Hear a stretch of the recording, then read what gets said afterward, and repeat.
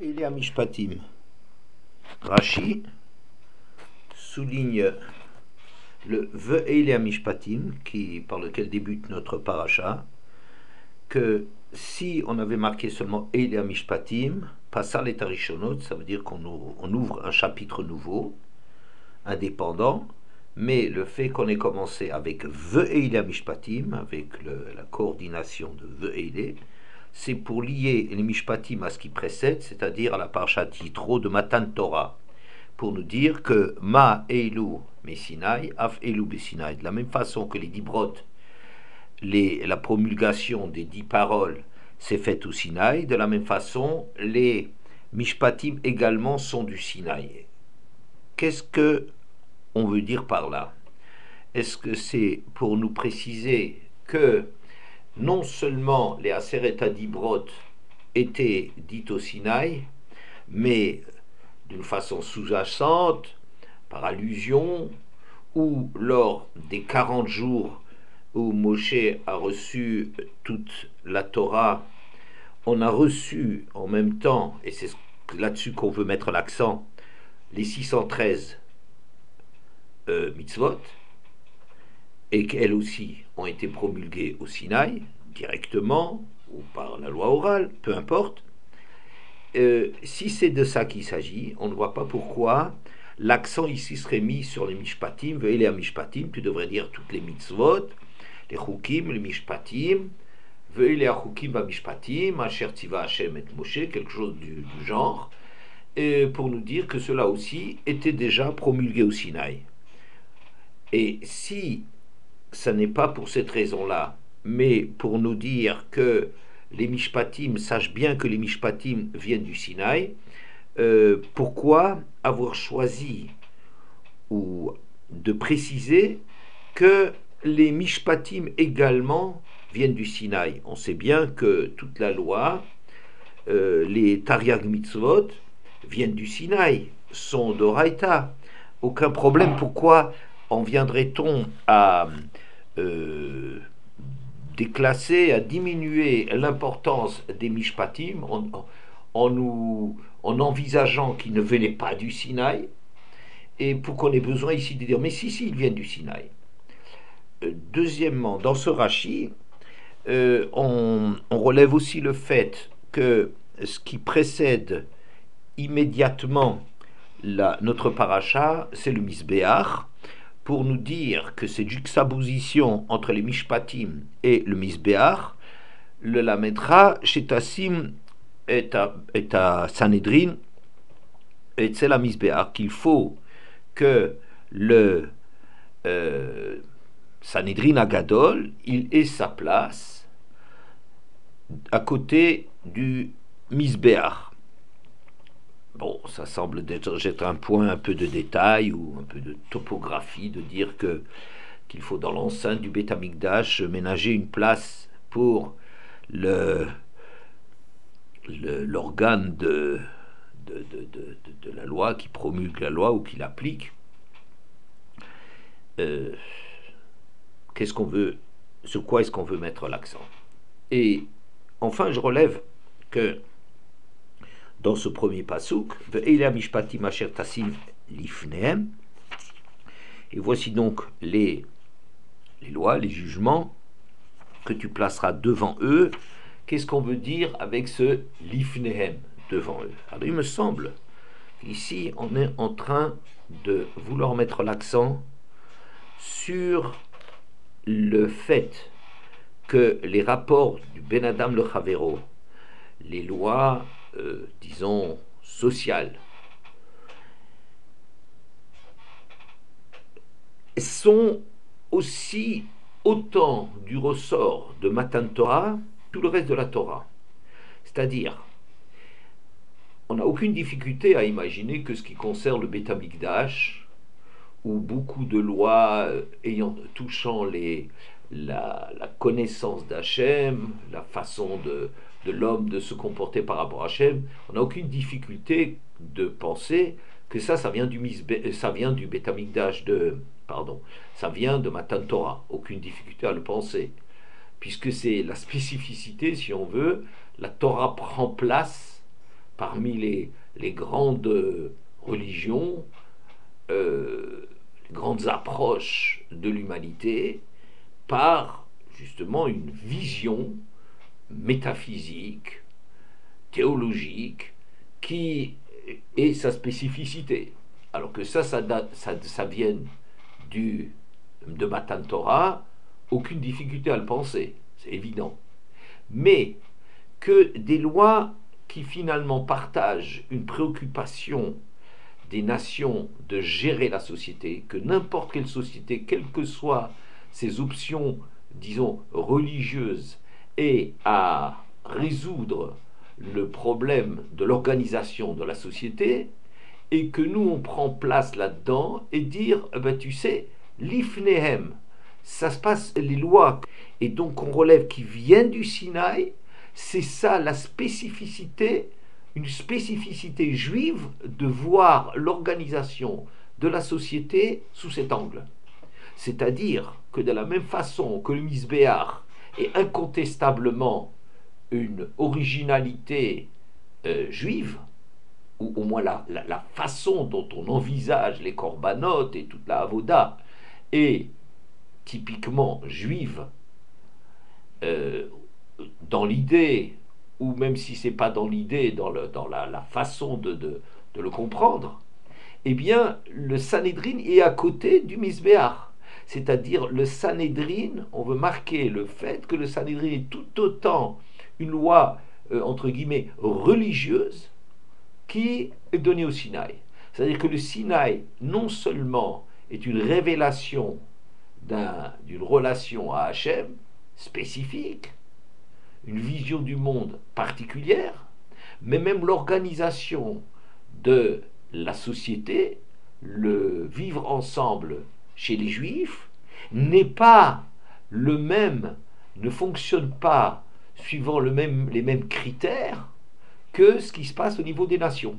Bien que cette préoccupation, nous la partageons avec les autres peuples, mais il y a une façon juive, l'ifnehem, tu les mets devant eux, velo l'ifneov des koravim, et ça n'a rien à faire, c'est une autre vision, ça tranche avec les autres à tel point qu'on insiste que ça aussi c'est du Sinaï. C'est au Sinaï que c'est donné, c'est pas, la Torah ne vient pas faire marquer l'accent avec les mishpatim sur quelques points particuliers, sur quelques améliorations. Un lifting de ce qui se passerait au niveau des nations serait donné, on saupoudre quelques originalités, quelques points forts, quelques idées fortes, spécifiques, mais l'ensemble de la conception du vécu ensemble des Juifs n'a rien à faire avec ce qui se passe au niveau des nations. Et ça, c'est quelque chose de très étonnant, puisqu'il s'agit quand même d'un problème qu'on partage avec n'importe quel groupement humain. Ce qui maintenant, donc, va nous intéresser, c'est que en quoi cette vision juive est-elle différente de ce qui se passe au niveau des nations. Et pour ça, je vais utiliser le Maharal dans le Be'er Hagola. On sait bien que dans le Be'er Hagola, le Maharal se donne pour mission de défendre la vision des Chachamim, la lecture des Chachamim, contre toutes les critiques qu'on a pu faire la concernant. Et un des points une des critiques qui est adressée, qui peut être adressée aux Chachamim dans leur gestion de la société juive, est le suivant. Alors c'est un commentaire du Maharal, dans les anciennes éditions ça commence à la fin de la page Lamed Aleph, la deuxième colonne, la fin de la deuxième colonne, et le Maharal répond à une critique qui est adressée souvent aux Chachamim concernant Hashavat Aveda. Hashavat Avida, c'est l'obligation de rendre un objet perdu.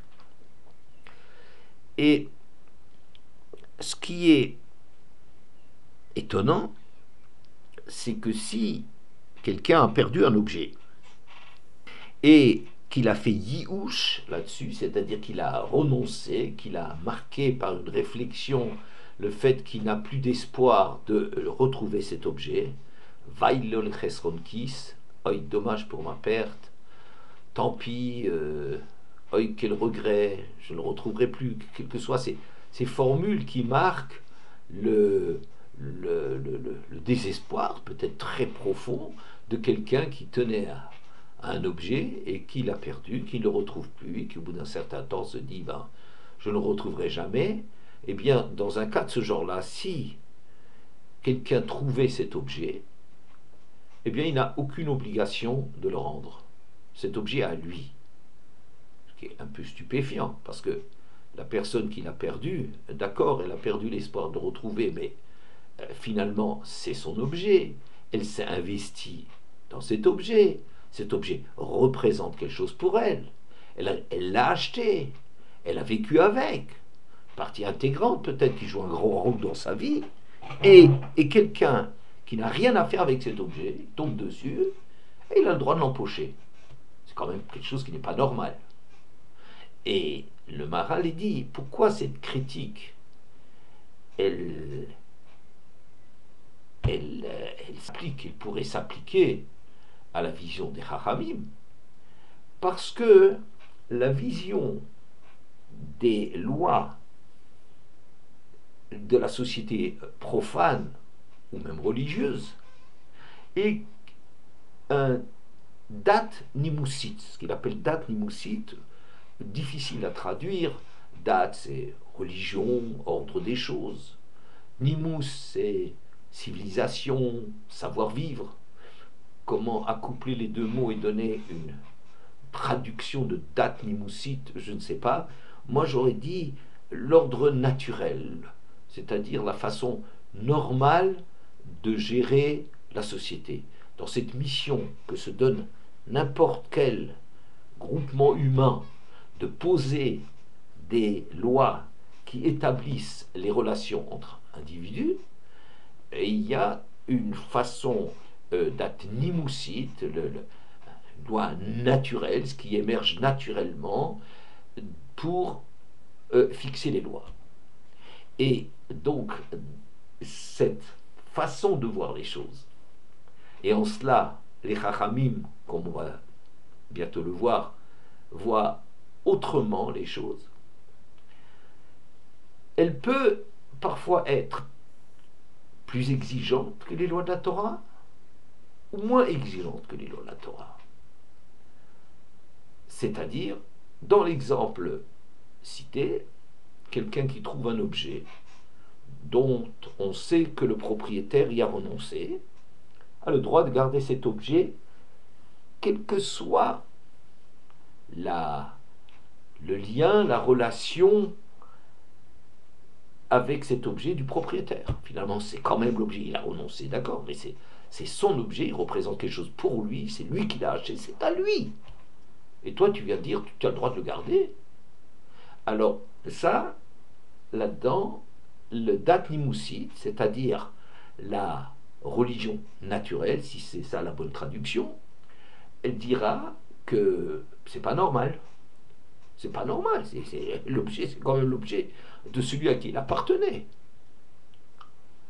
Il y a, à l'inverse, il y a des lois dans lesquelles la Torah sera plus sévère dans le domaine des pertes, à savoir que si on trouve un objet, et la loi normalement nous fait obligation de publier les trouvailles qu'on a pour permettre au propriétaire de se faire reconnaître comme propriétaire de l'objet. Alors, on doit publier, faire en sorte que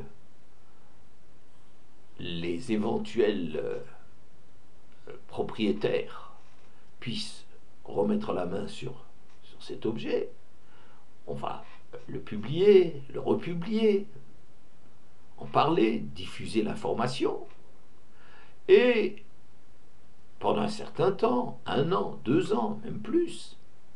Mais si au bout de ce temps, le propriétaire ne s'est pas fait reconnaître, eh bien on a le droit de garder l'objet. On dira que vous trouvez un objet, autrefois au moins c'était comme ça, que vous rapportez un objet au commissariat, et le commissariat prend votre nom et dit, écoutez, si dans 1 an, personne ne s'est signalé, personne n'a signalé cette perte, eh bien, vous pouvez venir chercher cet objet, il vous appartient. Ça, c'est le dat nimusit, puisque le propriétaire s'est désintéressé, oui, et ben voilà, tu peux le garder. Tu as informé, il est censé être au courant, essaie de faire en sorte qu'il soit au courant, pendant assez longtemps, plusieurs fois, ben ça y est, c'est fini, tourne la page. Et bien la Torah ne dira pas comme ça. Elle dira, si tu as trouvé cet objet, et le propriétaire, quand tu l'as trouvé, n'a pas encore renoncé à cet objet, eh bien, si tu l'as trouvé, c'est un objet sur lequel il y a une loi de Hashavat Aveda. Il faut rendre cet objet. Qu'est-ce que ça veut dire le rendre? Ça veut dire c'est ça ta relation avec l'objet. Et c'est pas parce que tu as informé autant que faire se peut l'éventuel propriétaire antérieur de cet objet, c'est pas pour autant que tu peux dire bah, j'ai fait mon boulot, j'ai informé, j'ai fait ce qu'il fallait, maintenant je peux le garder au bout d'1 an. 1 an et 1 jour, j'ai le droit de le garder, ou 2 ans, ou 5 ans, peu importe. Non, parce que cet objet n'est pas à toi. C'est un objet qui, quand tu l'as ramassé, appartenait à quelqu'un, puisqu'il n'y avait pas encore renoncé. Et à partir de ce moment, voilà, c'est ça, tu possèdes un objet, tu ne sais pas à qui il appartient, tu ne penses même pas, peut-être que le propriétaire viendra le réclamer un jour, mais tu le mettras à Chiavo et Liaou, tu le mets de côté jusqu'à la fin des temps pour que cet objet soit rendu à son propriétaire légitime. Le propriétaire, tu détiens, tu as sous ta garde l'objet qui appartient à un propriétaire légitime. On voit là-dedans que la loi de la Torah est plus exigeante que ce qui se passe au niveau des nations. D'où ce que ça vient, cette relation très différente à la propriété, parce qu'en vérité, on voit dans Pirkei Avot, dans le 6e Pérec, qu'une fois quelqu'un rencontre Rabbi Yossi ben Kisma, et il lui dit d'où tu viens, il dit ah, je viens d'une grande ville de Torah. Alors l'autre lui propose, il dit écoute, viens chez nous, et je te donnerai plein de richesses pour venir chez nous diffuser la Torah. À quoi répond Rabbi Yossi ben Kisma, tu me donnerais tout l'argent du monde, je ne bougerai pas de là où je suis, qui est un endroit de Torah où je me forme, où je grandis, parce que tu sais bien, le jour où l'homme meurt, eh bien, c'en est fini de son argent. Hein, comme on dit que le sargueneus, c'est-à-dire le linceul du mort, il n'a pas de poche. Pour bien nous signifier que tu n'emportes rien avec toi. Tu emportes avec toi ce que tu es. Tu emportes toi avec toi. C'est toi qui vas dans Olam Haemet, c'est toi qui rends des comptes, c'est toi qui vis avec la vie de l'Anshama après la mort, et tes biens, eh bien, tu ne les emportes pas avec toi. C'est-à-dire qu'il faut bien prendre conscience que bien que de notre vivant, on a pu beaucoup s'investir pour amasser des fortunes, pour se mettre à l'abri du besoin ou des coups durs, croit-on, vous voyez, on fait tout pour se protéger, pour assurer, pour etc., pour léguer à nos enfants, autant que tu veux, mais en vérité, l'argent ne fait pas partie de nous. Qu'est-ce qui fait partie de nous? C'est ce qu'on est devenu, c'est les mitzvot, les masim tovim, la Torah. On a étudié, on possède quelque chose, ça veut dire ça. Ça fait partie de nous. Les mitzvot que tu as faites ont bougé quelque chose à l'intérieur de toi. C'est cet effort, ce progrès, cette petite chose peut-être, ou grande chose que tu as, sur laquelle tu as travaillé, que tu t'es transformé. C'est ça ce que tu es devenu. C'est avec ça que tu pars. Mais les biens ne sont là que d'une façon passagère. Donc qu'est-ce qui va maintenant définir que tu es propriétaire de quelque chose dont fondamentalement c'est quelque chose d'extérieur à toi, il ne t'appartient pas, tu ne l'emportes pas, on ne l'emporte pas au paradis, c'est soit le fait que cet objet, il est chez toi, il est dans ton domaine, et quand bien même tu ignores qu'il se trouve encore chez toi, tu n'arrives plus à lui mettre la main dessus, tu cherches partout, désespéré, jusqu'à ce que tu dis, vaille le Chisronkis, tant pis pour cette paire, je ne le retrouverai pas, mais de fait, il est encore à toi, parce que le fait d'être chez toi, c'est une des façons dont un objet est rattaché à nous. Ou bien, il y a une deuxième façon, ce serait que il y a un lien, que tu as gardé le lien et l'espoir de retrouver cet objet.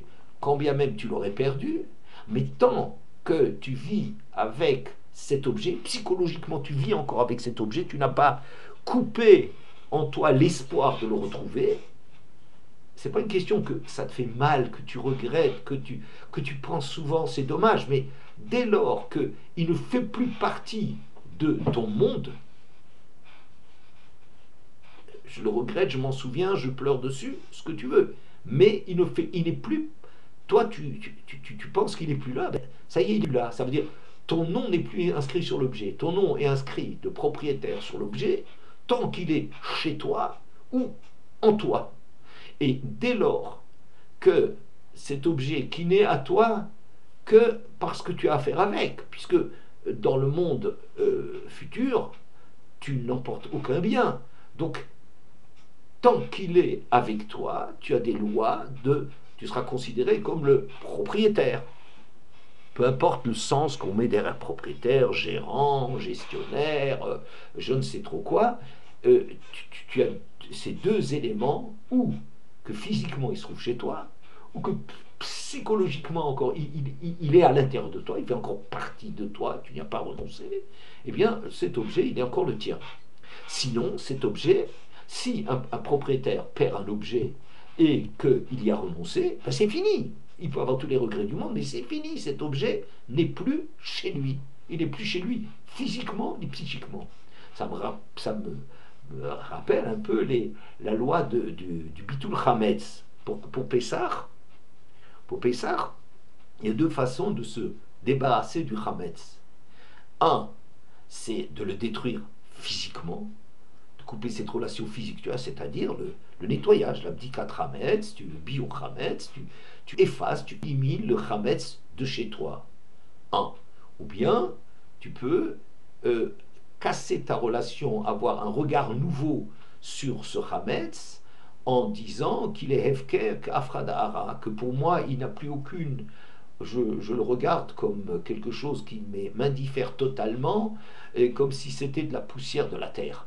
Alors, un de ces deux modes, et ces deux modes nous renvoient bien aux deux liens possibles que tu as avec tes biens. Un bien est à toi, tant qu'il est où physiquement chez toi, quand tu as nettoyé, je t'ai débarrassé d'objets, ce lien est coupé, ou bien que j'ai un lien, il compte pour moi, il fait partie, il meuble mon intérieur, ma vie intérieure, et ça, si je le regarde comme quelque chose d'insignifiant, pourquoi ici on n'a pas besoin pour annuler le Hametz des deux critères, et de nettoyer et de faire le bitoul, au moins d'après la Torah? Pourquoi on n'a pas besoin?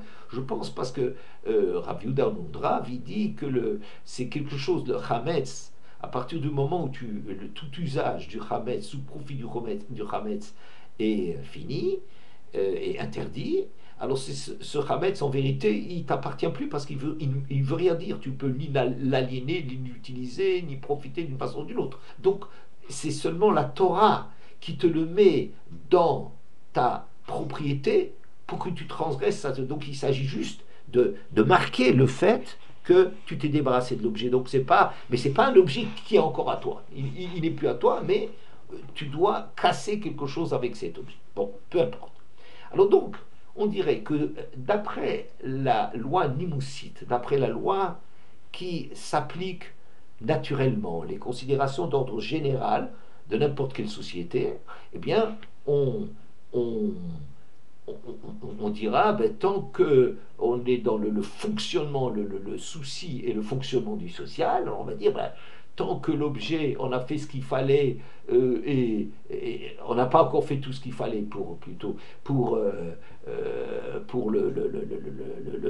qu'il soit retrouvé, eh ben, tu as encore une responsabilité dessus. Mais si même tu as renoncé et qu'il n'est plus chez toi, ben c'est normal de le rapporter, toi qui n'as rien fait pour ça, pour cet objet, de le rapporter à celui pour qui il compte. C'est tout à fait normal.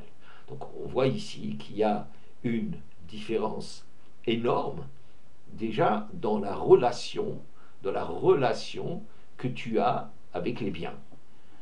Aussi, on pourrait dire, il y a quelque chose de très étonnant qui m'a toujours étonné, au moins en droit français, la gestion des lois de l'héritage.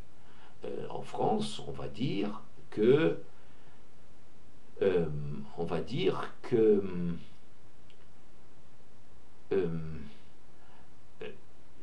qui est-ce qui hérite? Eh bien, on va établir une hiérarchie, une proximité avec le défunt, et plus on est proche du défunt, plus on aura une raison d'hériter de lui. Alors, c'est vrai que cette grille ou cette échelle de proximité peut varier suivant les sensibilités d'une époque. C'est-à-dire, par exemple, que autrefois la femme était reléguée dans son droit sur ce qui appartient en couple, et maintenant, au contraire, on a découvert que non, mais la femme, elle a tout à fait le droit à être protégée et à continuer à jouir des biens, etc. etc. Alors, peut-être que il y a des modes, il y a des courants de pensée, il y a des sensibilités qui peuvent varier, mais ce qui est sûr, c'est que en fonction de ta distance par rapport au défunt, tu auras droit à peu ou prou d'une partie de l'héritage. Dans la Torah, c'est pas du tout comme ça. Il y a les premiers qui héritent, disons, c'est les garçons. Les filles auront une protection, on essaiera d'assurer pour les filles une pension alimentaire, pour la femme, pension alimentaire, on les défend jusqu'à le remariage, mais la propriété des biens, c'est pour les garçons.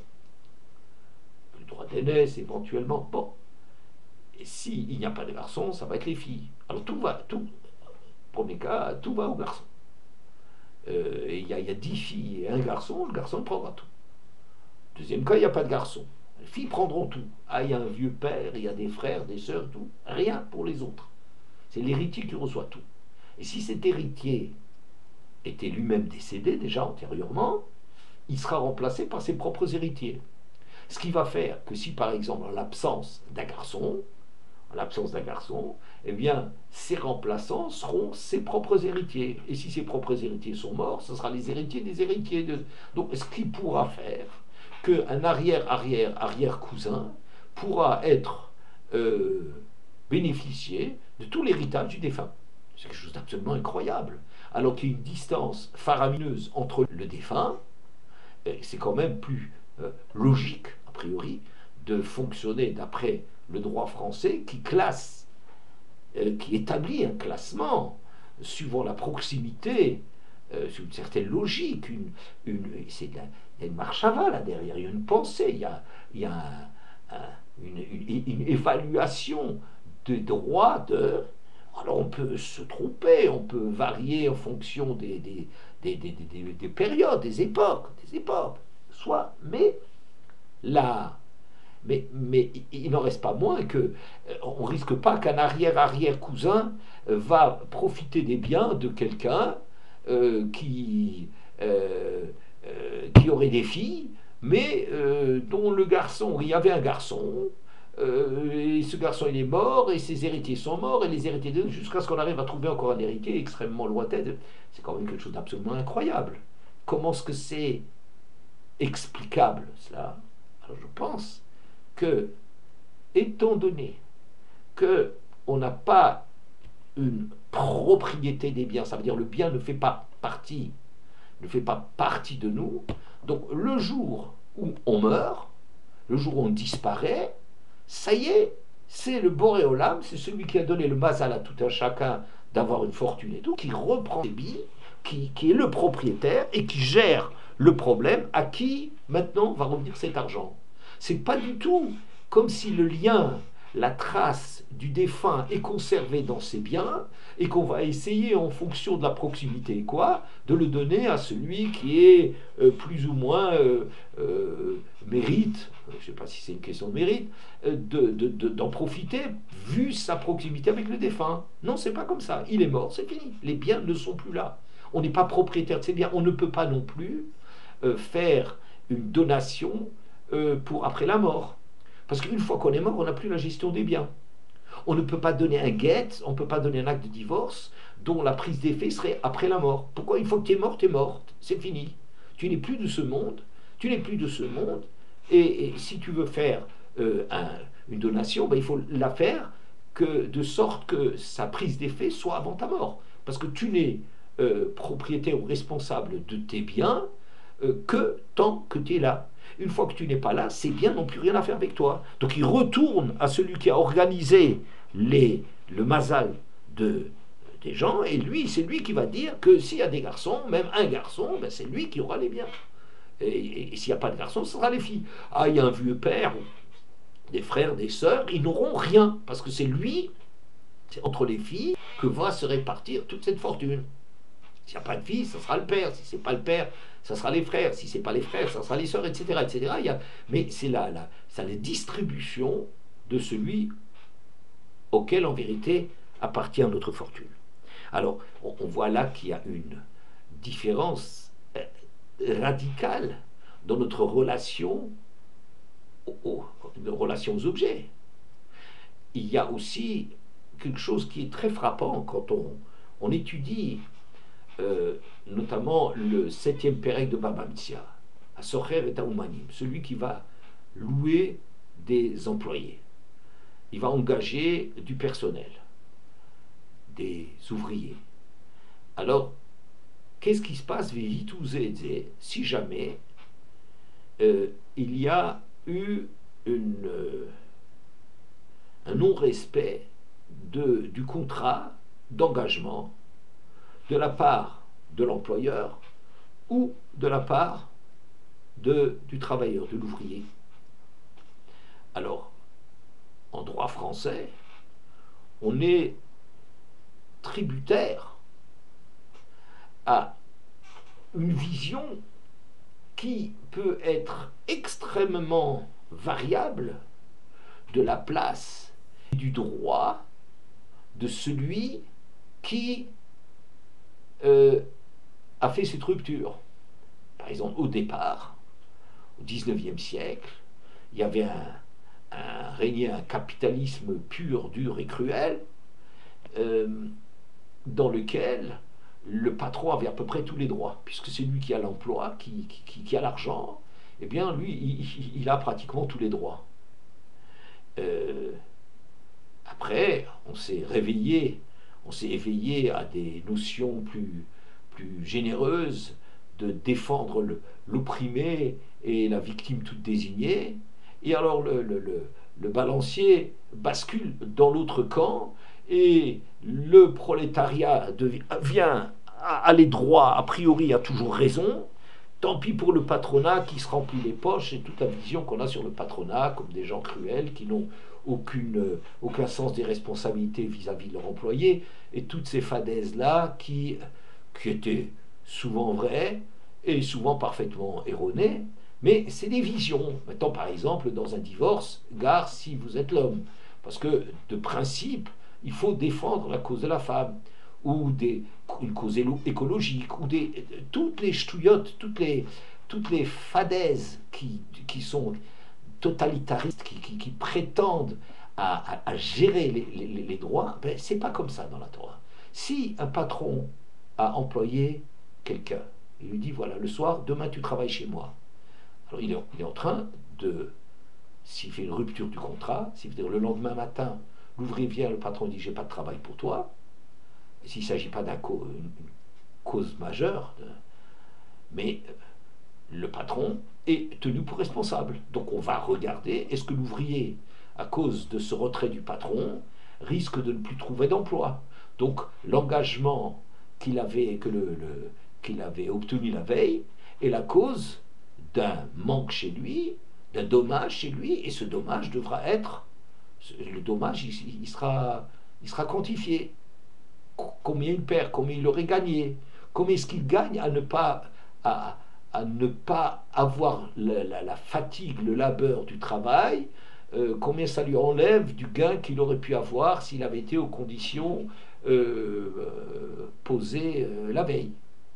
Dans l'autre sens, imaginons que quelqu'un a engagé un orchestre et que cet orchestre, pour une cause qui n'est pas de force majeure, le lâche, parce qu'ils ont trouvé un meilleur arrangement, plus pratique, ou ils ont trouvé quelqu'un qui les payait davantage et qu'ils le lâchent. Et là, eh ben, toute la faute est de leur côté. Alors on va regarder, est-ce qu'il est possible, et dans quelles conditions, de remplacer leur défaillance. Oui, on n'est pas du tout ici en train de s'inscrire dans une lecture de coupables, de victimes. On n'est pas du tout là-dedans. On gère des cas. Quelle est la vérité de cette situation? Et il y a encore beaucoup de choses sur lesquelles, dès qu'on a affaire avec un datnimoussit, c'est-à-dire quelque chose qui est fixé comme les lois de base, les règles de base du bon déroulement des rapports sociaux, eh bien, il dépend énormément de notre regard, des conditions de l'époque, etc., etc. Et la Torah jamais ne rentre dans ce genre de considération. C'est pas le problème de la Torah, n'est-ce pas? Bon. Alors, on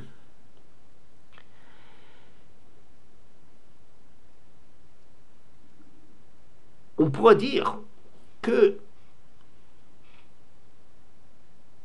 et le regard sur les biens est différent, et la façon de traiter notre relation aux biens et à notre vie viennent de la lecture de l'Ifnehem, de cette vision que nous devons d'acquérir avec ces Ele Mishpatim Ashir Tassim Lifnehem. On voit bien que les mishpatim, ce ne sont pas des simples lois améliorées ou simplement une vision juive qui, je ne sais trop quoi, sur des points de détail. C'est toute une lecture de ce que c'est l'homme, de la place de l'homme, de son rôle. Tout cela est géré par la vision de l'homme et tout autant que les lois qui seraient du domaine religieux. Autant le Misbéach, il ne fait aucun doute que le Misbéach, il est au centre des préoccupations de la vision d'une lecture religieuse que nous donne la Torah, autant les rapports entre hommes vont tenir compte de cela. En vérité, ce que j'ai choisi un peu de préciser, c'était à partir de ce texte du Eragola concernant l'objet qui est trouvé. C'est-à-dire que c'est un point parmi beaucoup d'autres qui donne l'occasion un peu de réfléchir à cette vision différente du rôle de l'homme et de la place de l'homme, et donc des relations qui interviennent entre eux. Et c'est pour cela aussi on comprend ce qu'on a déjà une fois dit par le passé, que pourquoi, même si tu sais qu'une loi non juive donne la même réponse à un problème sociétal que les halachot des Chachamim, pourquoi il est interdit d'aller chez les goïms, parce que par là, on est en train de donner de l'importance à leur loi et de dénigrer la nôtre. Mais je dirais, le Rambam lui-même, il dit bien, Kabela emet mimisha amaro. Il faut accepter la vérité d'où qu'il vienne. La vérité, c'est une vérité. Chochma bagoim, ta'amin. Les textes disent, sache qu'il y a beaucoup d'intelligence qui existe dans le monde des goïms. Donc, ça, on respecte l'intelligence. Ça, c'est une donnée universelle devant laquelle tout le monde, à laquelle tout le monde doit se mesurer. Donc, qu'est-ce que c'est cette histoire, tout d'un coup, d'un racisme? Accepte la vérité de tout le monde, mais ne te fais pas juger par le tribunal quand même puissant. Mais parce que, pourquoi c'est comme ça? Parce que même si le résultat ponctuellement pourrait être identique dans deux situations, dans une situation donnée, même si le résultat pouvait être le même, mais ce résultat est obtenu par une lecture qui est tout à fait d'un autre ordre. Et accepter que ce soit eux qui statuent sur telle et telle situation, c'est pas le problème, est-ce qu'en pratique je vais être avantagé, désavantagé ou ceci ou cela. C'est pas ça le problème. Ça veut dire que c'est de considérer que leur lecture est la lecture légitime pour nous. C'est l'ifnéem, c'est devant nous, devant le peuple juif, que la Torah est en train de placer ses mishpatim. Alors, si on revient maintenant à notre problème de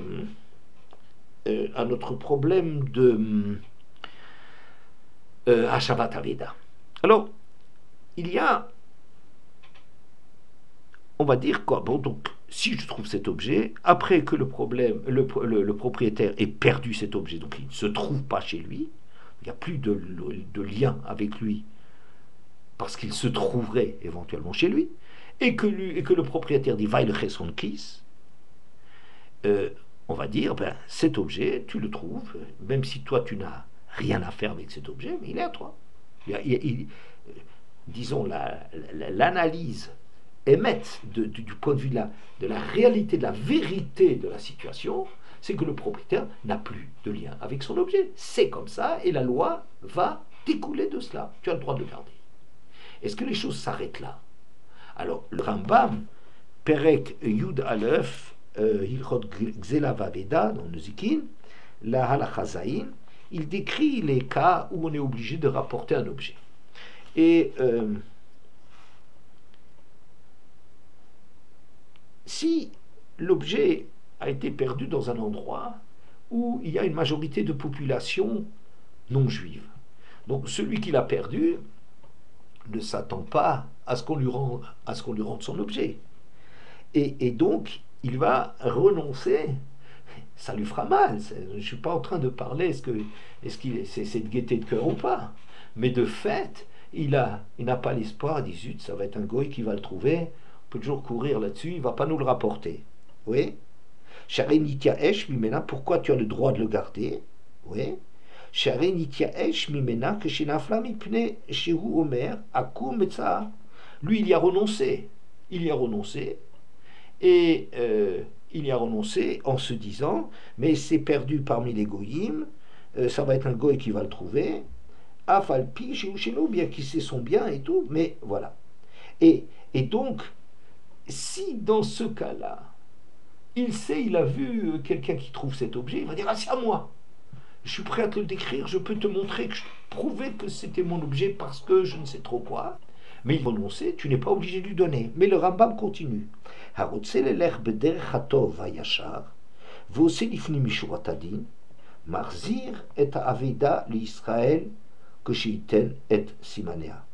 Malgré tout, celui qui voudrait aller dans le chemin vertueux, dans le chemin du bien et de la rectitude, et qu'il fait au-delà de cela, de son devoir, il est fini Mishuratadin, il n'établit pas sa relation sur une base de droit, mais c'est se faire de la place aux autres, reconnaître l'existence des autres.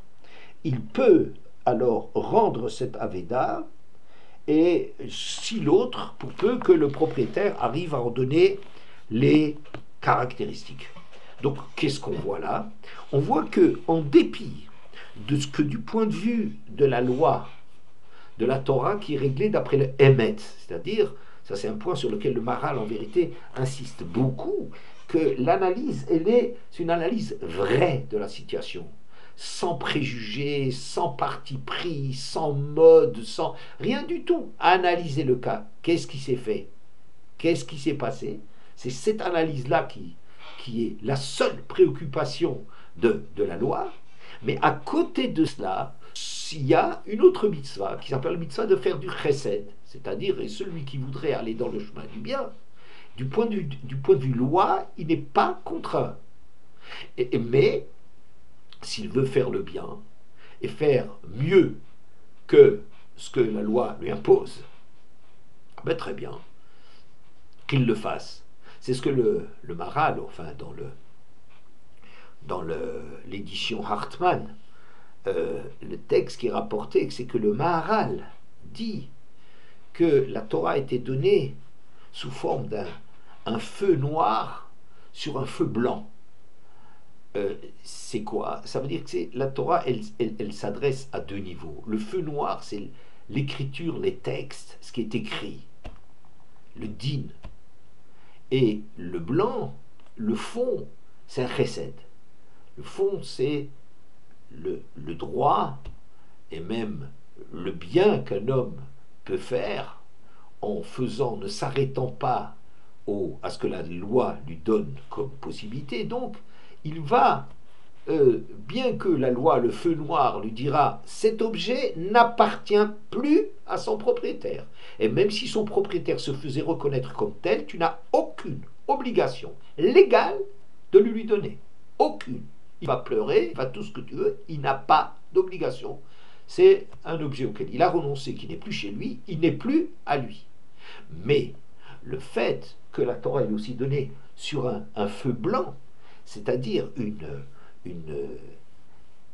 faire la place aux midotes de l'homme, au comportement de l'homme, de ce point de vue-là, c'est très bien que tu rentres quand même cet objet. Alors, on me dira, mais alors le résultat est le même, que tu sois dans une société goy ou pas. Il dit pas du tout. Dans la société goy, c'est du point de vue du droit, c'est son besoin, son exigence de légiférer les rapports humains qui va tenir compte du fait que le propriétaire s'est investi dans cet objet, etc., etc., etc. Et donc, qu'en dernier recours, s'il y a un propriétaire qui emmène cet objet, c'est quand même le propriétaire, c'est pas toi. Alors que nous, non. Du point de vue de la loi, le propriétaire, il est fini, les biens ne t'appartiennent pas. Alors quand le lien qui fait que la chose est là à faire avec toi, quand ce lien est rompu, eh bien, ce n'est plus à toi. Ce n'est plus à toi. Les biens ne sont pas une partie constitutive de ta personne. Donc c'est plus à toi. Mais étant donné qu'en rendant cet objet, ça ne te fait pas du tort à toi qui l'as trouvé. Ça aurait été une chance de pouvoir profiter de ce bien pour lequel tu t'es pas investi, pour lequel oui, mais étant donné que tu n'as aucune perte et que l'autre arrive à se faire reconnaître comme propriétaire, si tu veux faire cette obligation de chesed à titre de chesed, mais c'est important de savoir ça, à titre de chesed, c'est pas à titre du droit.